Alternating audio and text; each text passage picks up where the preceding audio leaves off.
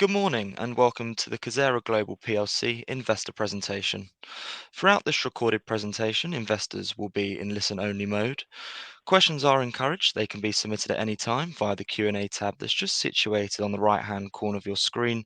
Please just simply type in your questions and press send.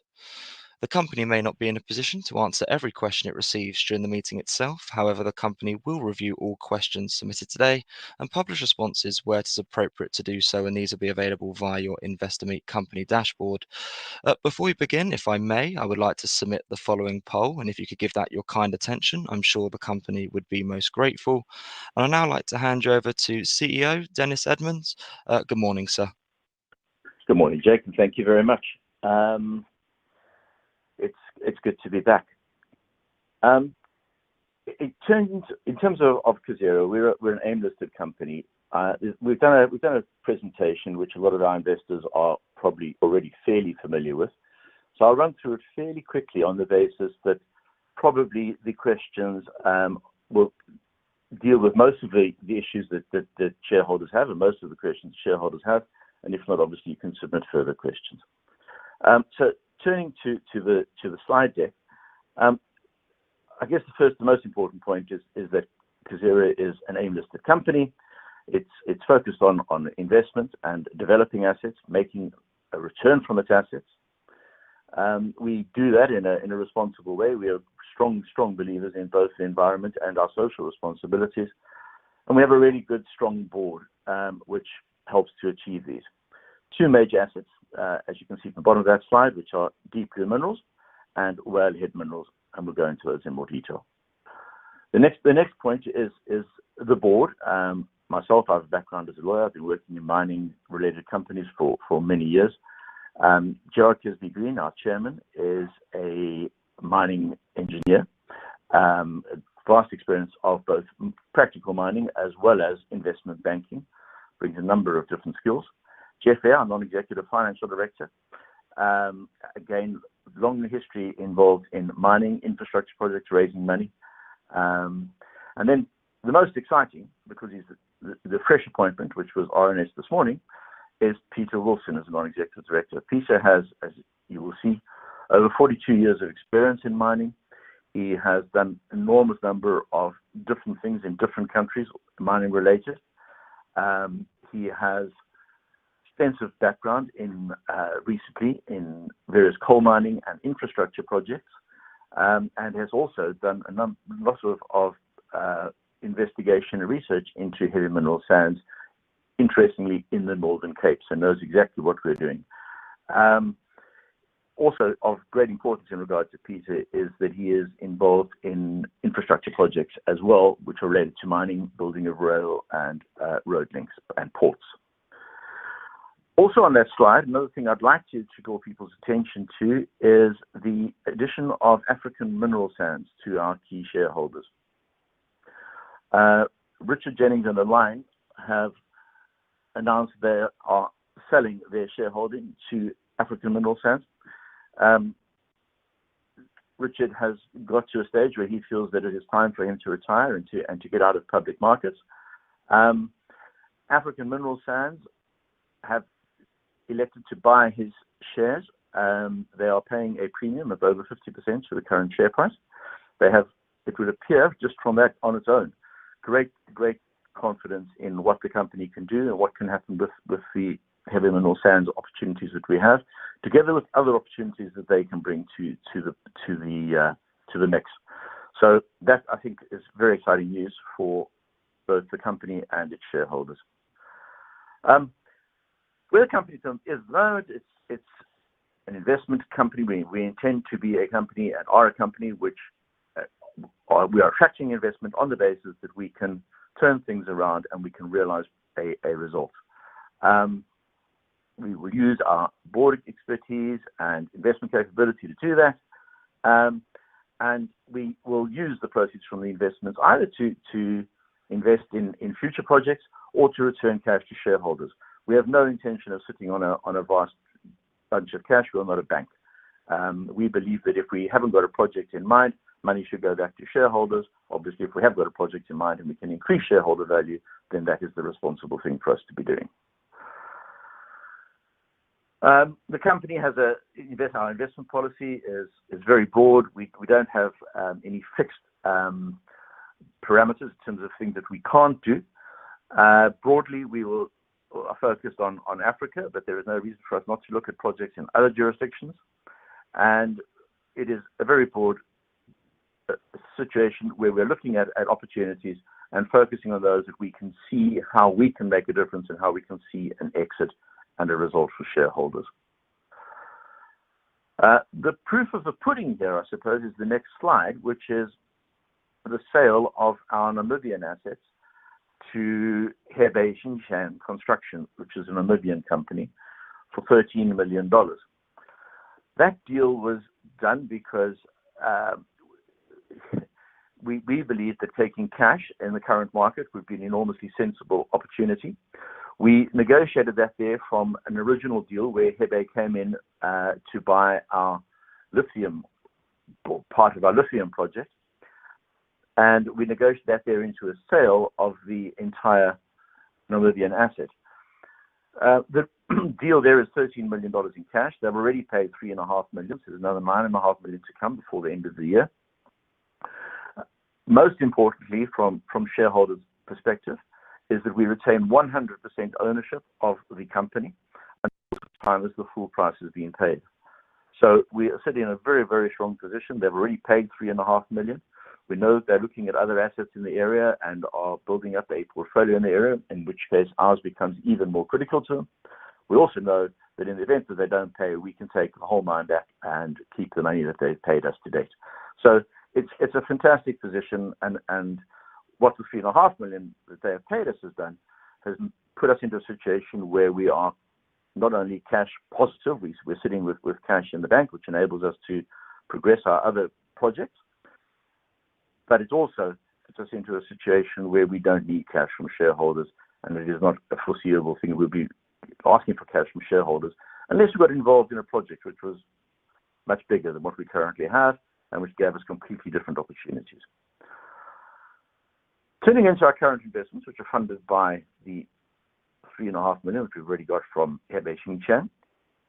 Our focus is on the Northern Cape, and in the extreme top left-hand corner of the blue part, you will see a little orange area there, which looks very small. It's actually quite big when you're on the ground. And that there is our area of operation in the Northern Cape. Our area of operation consists of two different things. The first one is, and the most important of them by a long way, is Whalehead Minerals. Whalehead is a heavy mineral sands operation. We got our heavy mineral sands permit towards the end of last year.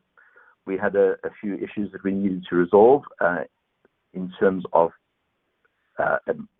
consents, which we got resolved. And it's a relatively small deposit. It's only 5 hectares.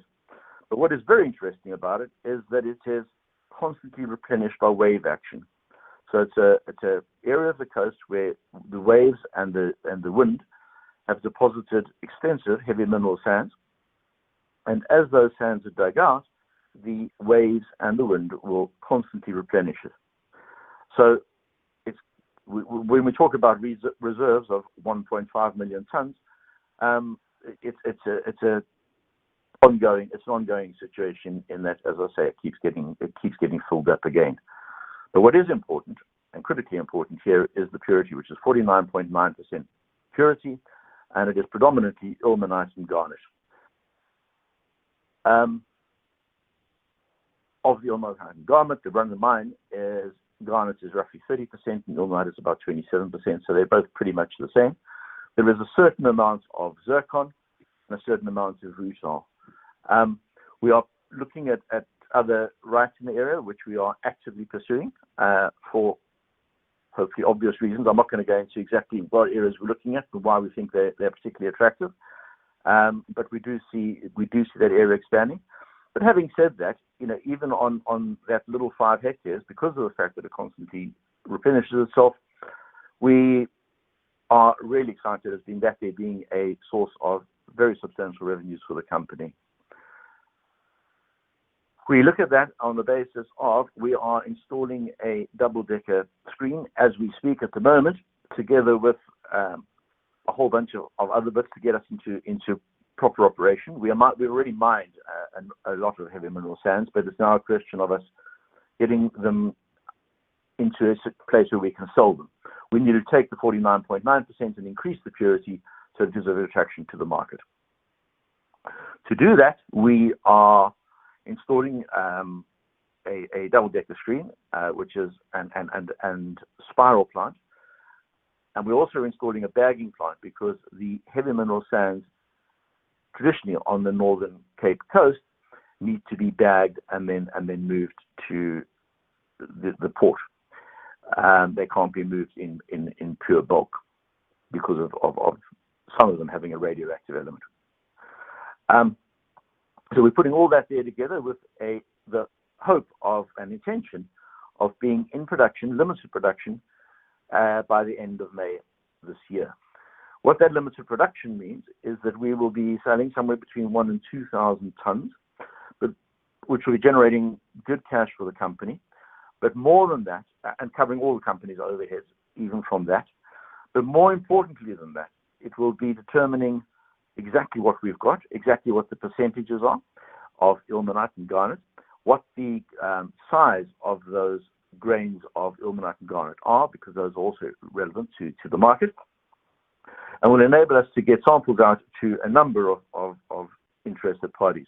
We're in discussions with lots of different parties, lots more to come if we want them, who are extremely interested in purchasing both the ilmenite and the garnet as a combination, and then ultimately even better would be selling them separately and separating out the zircon and the rutile. So there's an enormous amount to come there. We have, at the same time, ordered a machine from Johannesburg, which is being built to our specifications. It is a trommel screen, which is a screen which will completely change the amount of heavy mineral sands we were able to process. And we're looking at processing over 6,000 tons a month, which will again have an enormous impact on our bottom line. And the intention is to have that up and running before the end of September of this year. Just a quick slide in terms of what ilmenite and garnet are used for. Garnet is essentially an abrasive, and ilmenite is used as a whitener, and it is also, titanium dioxide is used as an addition to metals in high-tech metals, particularly in aircraft. Then we move on to our diamond operation, which is called Deep Blue Minerals. And Deep Blue is very much an ancillary part to the heavy mineral sands, in that the volumes of the heavy mineral sands, the percentages of profit on the heavy mineral sands, and the uncertainty of the heavy mineral sands are all considerably better than they are with diamonds.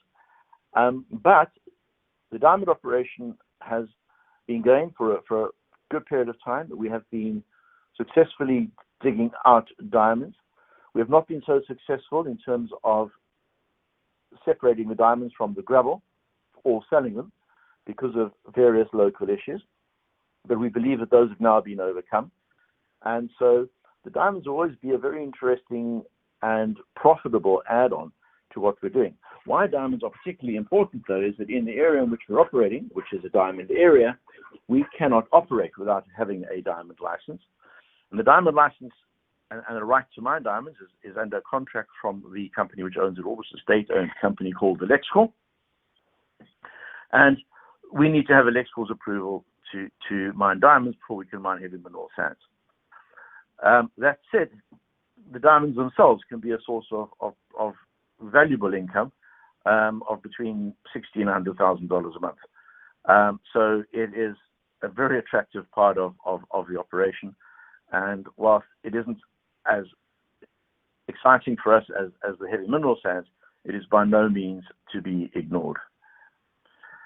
The area of the diamond area is that area in dark gray.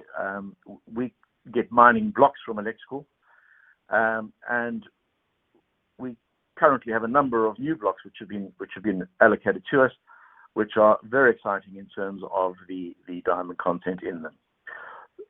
But so we will have a combination then of inshore diamond mining, which will be just simply removing the sand overburden, taking out the diamond gravels, returning the overburden, and then putting on the topsoil over the top. And our marine deposit, like we have in Walviskop, where what we're doing is we are digging out heavy mineral sands, and as part of that operation, we will be going through diamond gravels. The company, as I mentioned before, is very focused on the environmental and sustainability aspect. I've explained already how the inland diamond mining works. That is enormously aided by the fact that we're working on the coast, where you have very strong winds, essentially blowing sand and topsoil over all operations all the time. And blowing fresh seeds over mining areas. So as long as the ground is restored, in terms of the fact that when a hole or a ditch is dug, that it is filled in again, we then put topsoil on, and then that whole area is just smoothed out by the wind in sometimes hours rather than even days. Social impact is very important to the company. We work with local people. All our employees are local. We are very committed to making sure that the benefits of what we're doing are felt by the local community, and we have fantastic support from the Richtersveld community in the Northern Cape, which is an enormous asset for the company.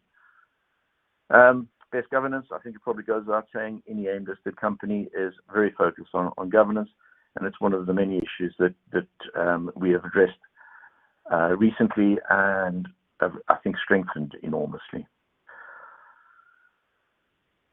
What we've got at the moment in terms of immediate news flow, we are producing those diamonds and heavy mineral sands. We should have news on sales of diamonds in the next couple of weeks, possibly slightly longer.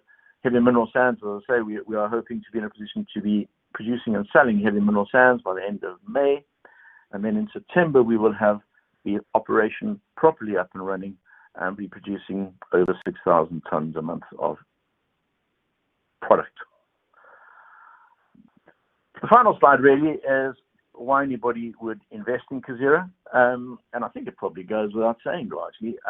I think there are very few companies that could claim to be as financially secure as KAZERA, sitting with over $1.5 million in the bank, pounds in the bank, sorry, another $9.5 million to come, which is underwritten by the fact that we can take the mine back if that money isn't paid, that the purchasers already paid $3.5 million. That is an enormous amount to just write off. And they are very invested in putting together big projects in the area, so ours is key to their big plan. So there's every reason to believe that future money will be coming in.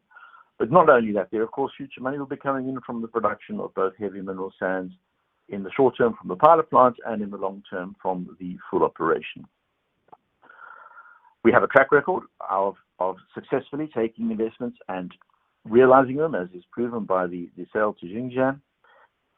We have a clear path in terms of where we're going. We know what we're doing. We are very focused on finding investments which we can do something tangible with, where we can create proper value for shareholders.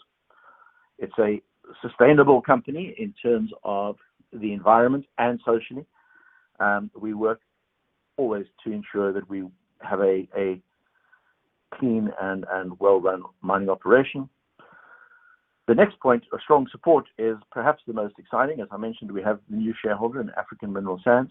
African Mineral Sands has extensive background in, and associated companies have extensive background in various mining projects, both in Mozambique and in America, big background in the Northern Cape, in various commodities there, and have done extensive work on heavy mineral sands. So the fact that they've come in at a premium has got to be an enormous accolade, I think, for the company, and an enormous sign of things to come in the future. And the final point then is the experienced team, which, as I say, has just been added to by the fantastic addition of Peter Wilson. And Peter and the rest of the team, I am absolutely confident will bring some really good results to the company within the next 9 months to a year. So that is the presentation. Thank you very much. Dennis, that's great. And if I may just jump back in there, and thank you very much indeed for your presentation this morning. Ladies and gentlemen, please do continue to submit your questions just by using the Q&A tab that's situated on the top right-hand corner of your screen. But just while the team take a few moments to review those questions that were submitted already, I would like to remind you that a recording of this presentation, along with a copy of the slides and the published Q&A, can be accessed via your investor dashboard. Dennis, we did receive a number of questions ahead of today's event, and as you can see in the Q&A tab, we've also received a number of questions throughout your presentation this morning as well. So firstly, thank you to all of those on the call for taking the time to submit their questions. And perhaps, Dennis, if we may just get straight into it, the first question that we have here reads as follows. Going forward, what are your plans for growing the business using the significant cash pile now accruing? Is the new strategic investor, African Mineral Sands, seen to be core to future direction focus, or would you still seek to broaden the metals and minerals base, given the likely number of investment opportunities among cash-strapped miners in current conditions? Thank you for the question. It's quite a complicated one. In that, I think we are very much looking to see what opportunities there are. AMS adds an enormous new string to the bow in terms of both its connections within heavy mineral sands, together with its connections and involvement in other projects. At the moment, the board is exploring exactly how we make the most of those there and how the best value is gained for shareholders in their entirety. But at the same time, of course, the heavy mineral sands side of the company, the existing part of the company, is in a really exciting place in that it is about to become cash flow positive, and it is within a very short period of time about to become a serious profit producer for the company. So we're in a fantastic position of being almost spoiled for choice in terms of directions in which to take the company. What we will be focused on, though, is making sure that what we do is something we can do and that we don't take on more than we can actually chew. I think I'm a great believer in focus and making sure that when we do something, we do it well and we see a result for our shareholders. Thank you. Thank you, Dennis. That's great. The next question that we have here reads as follows. You have talked about being imminently cash flow positive from diamonds since the end of 2021, but still nothing meaningful is showing in the results to 31st of December 2022. Why is this the case? Yeah, again, a very good question. We have been producing diamond gravels. The process of mining is diamond mining in this area is a fairly complicated one. We're removing overburden, sometimes 6 meters high. So essentially, you can imagine 6 meters of beach sand having to be scraped away. We're doing that on the basis of a really good understanding from our team in South Africa, led by a chap called Johan Truter, who's been there all his life. And he has a really, really good understanding of how the diamond gravels have formed and how those beaches and riverbeds have deposited diamonds over millennia. We are now looking at, he's then got to remove that heavy mineral sands on the basis of this is where the diamonds were deposited several million years ago. What we're now doing is we're taking out all those gravels and we're separating those, we're screening those there on site. But what has to happen before we can sell the diamonds is that they need to then have those gravels need to be further screened to separate out the diamonds from them. Once that has happened, they then need to be sold by Alexcor, who own all the ground. Alexcor sell them, and Alexcor then pay us our share of the proceeds. For a number of reasons, there have been some delays, firstly in Alexcor processing the diamonds, and secondly in terms of sales. And also because of the fact that we have not been able to put through anywhere near the number of gravels that we had intended to have processed by Alexcor's plant. Those things all seem to have now been resolved, and we now seem to be on track. And essentially, we have always looked at the diamond gravels as being money, simply a question of us being able to withdraw it. And it looks like we are now starting to get to a position where we can withdraw it. But over the last few months, to provide a very long answer to your question, but hopefully answering some other questions at the same time, in the last few months, we have also focused very much on combining our diamond and heavy mineral sands operations because, as I said previously, the heavy mineral sands operation is by far the most exciting for us and for shareholders in terms of revenue generation and the fact that we aren't anywhere near as dependent on third parties. Thank you. Perfect, Dennis. Thank you very much for that. The next question that I can see here asks, has the new large shareholder in KAZERA been a good help to the company in any way? He has been fantastically supportive in terms of calls and discussions. He is clearly a very strong believer in KAZERA and what can be achieved within KAZERA. I think the critical part of his investment will be when he has paid his next tranche to Richard Jennings, which is in the next week or so, at which stage he then acquires, we understand, full control over Richard Jennings and Aligned Researchers' voting rights. That then puts him in a much stronger position, and he will then be much more inclined to be introducing to us new opportunities, I would imagine. Perfect, Dennis. That's great. Perhaps just having a look at the questions here, a couple have come through that are similar in theme. So if I may, I'll take one of those as I think it speaks to both. When will KAZERA announce if they are issuing a special dividend? Well, as I said in the presentation, I think these things need to be judged time by time. What we need to do is firstly get further money in from Xinjiang. That would be important. But then we also need to look at what the opportunities are. Our major role in KAZERA is, as a board, is to produce increased shareholder value. And if that there is by making a further investment, then we wouldn't be making a distribution to shareholders. If we are sitting on cash and we are acting as a bank, then I would much rather shareholders have that money in their pockets. And if we wanted money to do something, we would go back to shareholders. So it's very much a question of it depends on the situation at the time. I think I'm hoping there will be very, very good new opportunities coming in from our new investor. And those there might well require a different type of approach. So I think again it's a really exciting time for both the company and its shareholders in terms of the fact that we have more opportunities than any other company I can think of right now.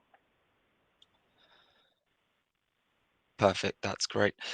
Perhaps just turning on to a next question we have here read as follows. With a fair wind, when are you now expecting first revenues from HMS processing? Are you still comfortable with forecasts of gross profit in excess of $300,000 per month? And will there be capacity to build from this level? The answer, I think, is yes and yes. I'm very confident that we're still on track. We will be. The $300,000 a month is predicated on the new machinery, which will be in place and operational. We are aiming by the end of September of this year. But with the introduction of the double deck screen, which we purchased probably about 6 weeks ago, together with the spirals and the rest of the work that the team on the ground are doing, we are confident that by the end of May, we should have an initial batch of heavy mineral sands available for sale. So we are anticipating that we will be generating revenue from heavy mineral sands towards the end of May or June, with the $300,000 a month, and we are hoping to greatly exceed the $300,000 a month profit coming into play by the end of September. Perfect. And perhaps just sticking with the mineral sands, a question that asks, when will there be an announcement on a buyer for the mineral sands? As soon as we're in a position to provide them with a detailed analysis of exactly what we've got. as I said, it's a combination of ilmenite and garnet predominantly, but there is also zircon and there is also rutile involved, and there might even be some monazite. So we've got a number of different components. The other issue for buyers is the grain size of the various components in terms of where they get used and their value. So for us, it is before we can get any kind of numbers, before we get any kind of indication, we need to be able to provide an analysis. And we can't provide that analysis until we've run it through our plant, because whilst you can take a sample and you can analyze that and you can say this is what it is, you don't know what your definitive product will be until you run it through your own plant and you can say, okay, this is what we are producing rather than what's actually on the beach. So yeah, the short answer is we should know by the end of May. Perfect, Dennis. Thank you. Has the company's outlined plans suffered any material setbacks due to the well-publicized power issues affecting regions in Africa? Thank you. Power is a absolute issue in Africa, and in particular in South Africa at the moment. We have always worked independently of the national grid by using diesel to run our operations. So we use diesel generators. We are also in the process of exploring solar power. We work on a part of the coast which has good, strong sunlight, but it also has strong wind and a lot of dust. But we have worked independently. Where we have been affected has been in the Macerock plant, which is run off the state Eskom's power supply, and Eskom's problems are legion and very well publicized. So one of the problems we have had in terms of diamond production has been Electrical's power supply, and it's one of the reasons why the heavy mineral sands operation is so exciting for us, is that it is run largely off diesel, and we will be able to, we're running that they will be independent of anybody else. We will be mining it, we will be processing it, we will be bagging it, and we will be putting it onto trucks for our suppliers, our purchases. Thank you, Dennis. Perhaps just segueing on to the next question. How is progress with our license applications for the much larger adjacent HMS blocks? Beyond saying I am very content with where we are and what we're doing, I don't really want to go any further. It is something which clearly the more we talk about, the more potential competition we create. So, but we are very happy with the areas on which we're focusing. Thank you very much, Dennis. Another question that we've received reads and talks to why the share price is so low at the moment, and perhaps your thoughts on that. Yeah, I think it's a combination of a very tricky market at the moment, and it was one of the reasons that we as a board decided that taking cash from the operation in Namibia was what would put the company into a uniquely strong position, and I think the way that markets have performed has probably reinforced that. I also think that there is a certain amount of skepticism about whether KAZERA will be paid the full 13 million, and I would again just point to the fact that the buyer loses 3.5 million together with the mine if he defaults, and the fact that he is involved in trying to do so much in the area in terms of other potential mining operations, and that he's paid us 3.5 million. Makes that incredibly unlikely in my view.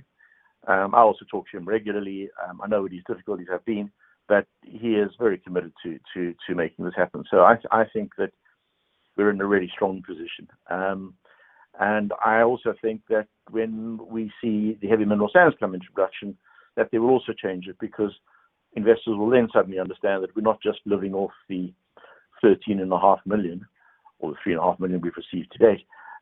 More importantly, we are generating cash, and we are now cash flow positive, irrespective of the investment from Xinjiang. So we're in a really, really strong position, and I think there will come a sudden realization where the market will actually realize that.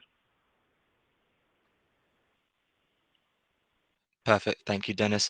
Perhaps a couple of final questions that we have here. The first one being, has any tantalum or lithium been sold? In Namibia. No, as I said, what has happened is that Xinjiang are in the process of looking at other assets in adjacent areas, or not necessarily adjacent, but in similar areas. The intention will be for them to build a plant.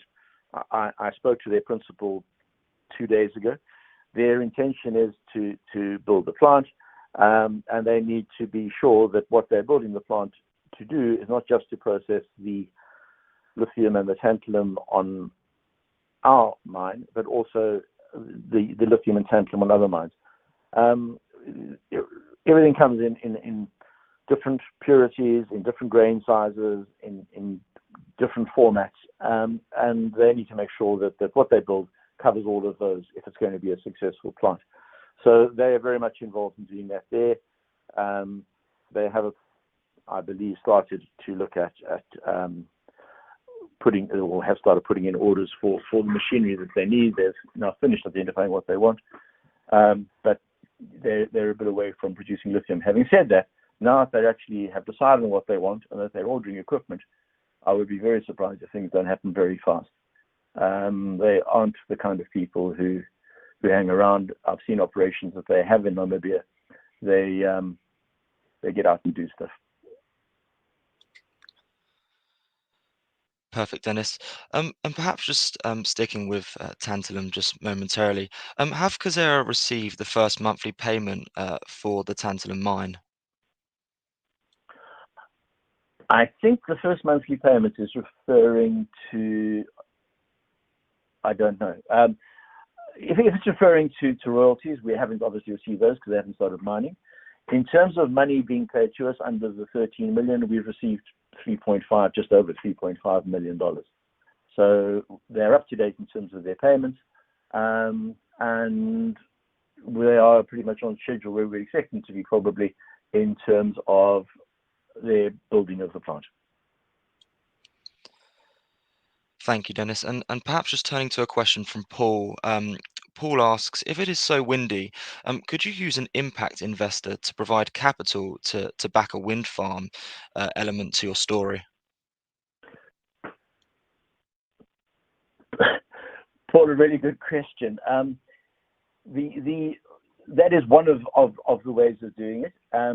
It is fairly capital intensive compared possibly to a solar farm, because it's not only windy, it's also very sunny.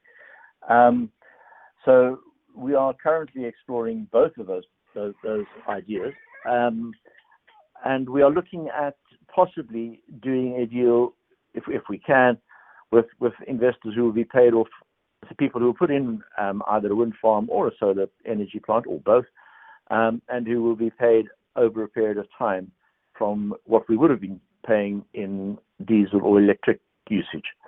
So we're looking at ways of doing it without dilution to our shareholders, and without using the company's money. Perfect, Dennis. And perhaps one final question that we have here from Ian. Hello, Dennis. Have we been discovering any archaeological artifacts while mining HMS and diamonds? Ian, very interesting. And the answer is no. And I think the reason for that is that we are very much mining in sand. We're not mining down a cliff face or anywhere where you've got perhaps sands. And please, I'm not an archaeological expert at all. But we're not mining in sandstone or rock formations where, my understanding is, one would typically find archaeological issues of archaeological importance. So items like archaeological importance. So it's very much in beach sand. It's been deposited by the tide, and pretty much like walking along the beach on one's holidays. You have shells deposited along the edge of the waves. Diamonds obviously a lot heavier, have much less wave resistance, and have been deposited by rivers and by waves over a long period of time.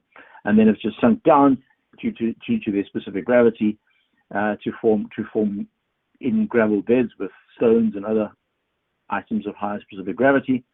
And those gravel beds are where we are exploring. And I'd imagine that if you were a bone lying in a gravel bed, you probably get ground up by the higher density diamonds and stones. But I speak subject to correction. We certainly haven't found any, and I'm not aware of any in the area. Dennis, thank you very much for that. And thank you very much for being so generous of your time there and addressing all of those questions that came in from investors. And of course, if there are any further questions that do come through, we'll make these available to you immediately after the presentation has ended, just for you to review, to then add any additional responses, of course, where it's appropriate to do so. And we'll publish all those responses out on the Investor Meet Company platform. But Dennis, just before redirecting those on the call to provide you with their feedback, which I know is particularly important to yourself and the company, if I could please just ask you for a few closing comments to wrap up with, that would be great. Yeah, sure. I think the really interesting part about KAZERA is it has cash in hand, it has cash to come, and it has a new investor with a whole bunch of different projects who is investing at a substantial premium to the current price. And he's not doing that there just because he wants to pay a premium to the current price. He's doing it because he believes in KAZERA, and he believes that he can introduce projects which will be of enormous benefit to KAZERA and its shareholders. I think it's a really, really exciting time for shareholders and the company. Dennis, that's great. And thank you once again for updating investors this morning.